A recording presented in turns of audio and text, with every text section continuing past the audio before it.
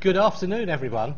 My name is Professor Oliver Hinton. I'm the Pro-Vice Chancellor here at Newcastle University for the Faculty of Science, Agriculture and Engineering. And it's a tremendous pleasure for me to welcome you all here, distinguished speakers, ladies and gentlemen, colleagues of Brian, and of course friends and relations of Brian as well. This event, let me just say, it's actually beautifully arranged. I particularly like the special position for Brian, who's sitting over us like a master.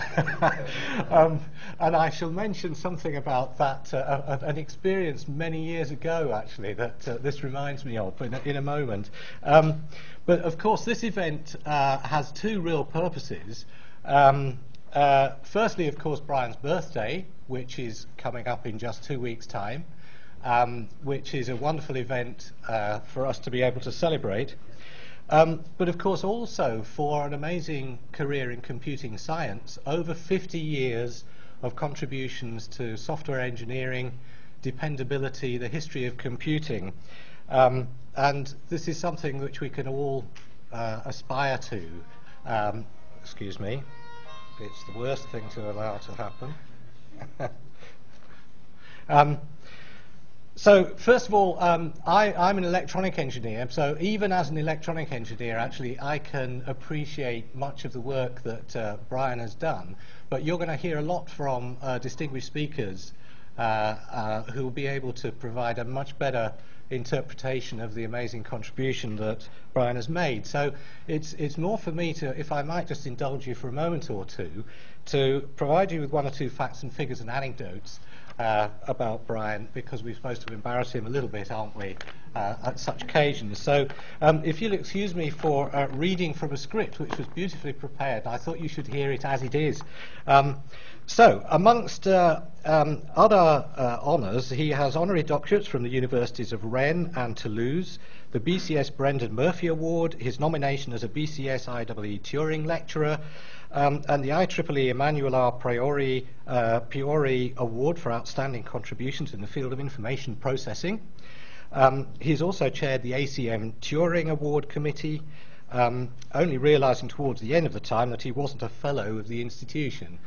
Easily overlooked, of course, that you forget to put your application in, although you think it would just have happened. I've done the same, actually. Something ACM was very promptly able to remedy. I hope the same thing happens.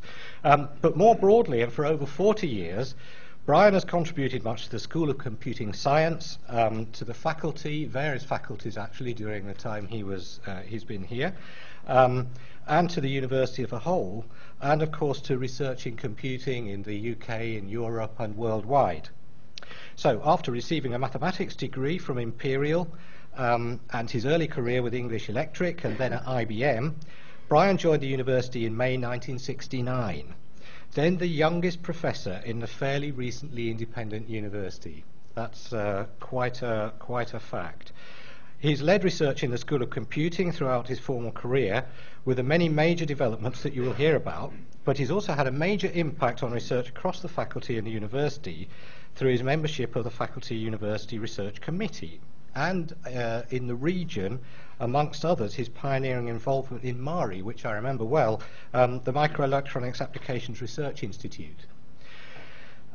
One former chairman, I like this bit, of the Faculty Research Committee commented to Brian's then head of department that his contributions were worth more than all those of the rest of the committee put together.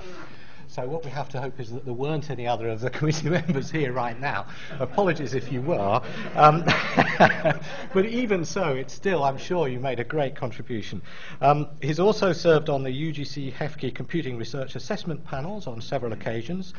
Recognition not only of his own contribution, but of the reliability of his wider judgments. He's contributed greatly to establishments of EU, European Union basic research programs in computing and to many activities in the USA. And later this year, he and a colleague were to be invited speakers at a major conference in Japan, but of course events there meant that couldn't happen, and so it's now been relocated, where to but here in Newcastle. Brian has never been a head of department. Indeed, one of his longtime colleagues has said that There are, I don't know whether you know this particular quote, Brian, but there are few things on which I agree with Brian, but that Brian should never be head of department is one of them. That is a good quote, isn't it? But he has been, and I'm sure all the 5 he has worked with would agree, highly valued source of advice. He's fond of identifying what he terms high-quality problems, best typified by one that arose elsewhere and also exemplifies the previous statement, I would suggest. He was the advisor for a professorial appointment at another university where there were 2 exceptional candidates. The panel was finding it difficult to choose between them, but Brian suggested they were approaching the problem from the wrong perspective. The high-quality solution was to appoint both of them.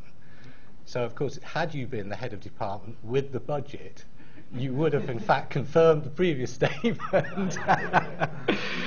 He's also provided valuable career guidance for colleagues, for example, telling one of the organisers of the present seminar, then in industry, that it was time to regulise your career. I don't know who that is, but you're apparently here.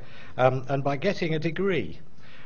2 years or so later, with a newly minted Oxford PhD, was then appointed to a chair at Manchester. Good advice. He served on the computing RAE panel in its various forms on 3 occasions, an indication of the respect in which his judgments are held. Similarly, the regard in which he is held by colleagues across the world is indicated by the enthusiastic response from those invited to this seminar, to which you're all hugely welcome, of course. Also to the Festschrift, which will mark his birthday and will probably contain some 40 contributions. Since Brian was on appointment the youngest professor in the university, it follows that 10 years ago, when he reached the official retirement age, he was the longest serving. Like the logic.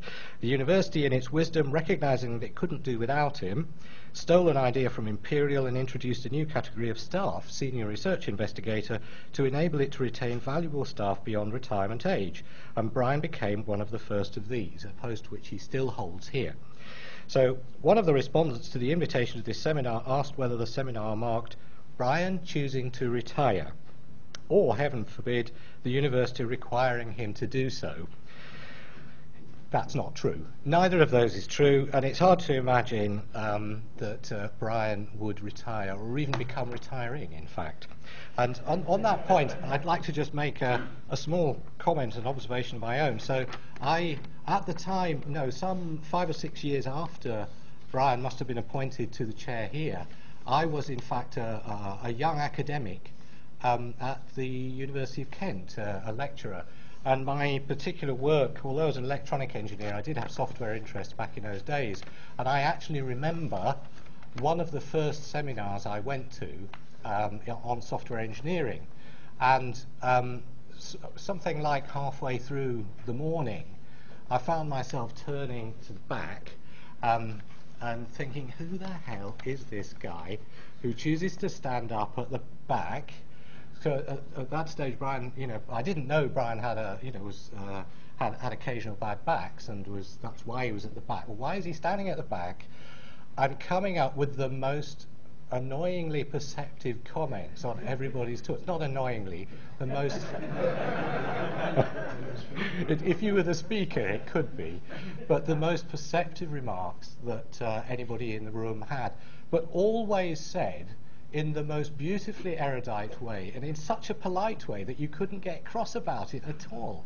So actually, for me to introduce this particular session is a huge pleasure for me, because my whole career later, I find myself here being able to introduce this seminar, and it's a tremendous honour and privilege to be able to do that, Brian.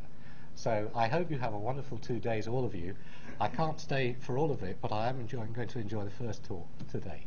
So I now hand over to John, who I believe is looking after events today, and welcome to you all again.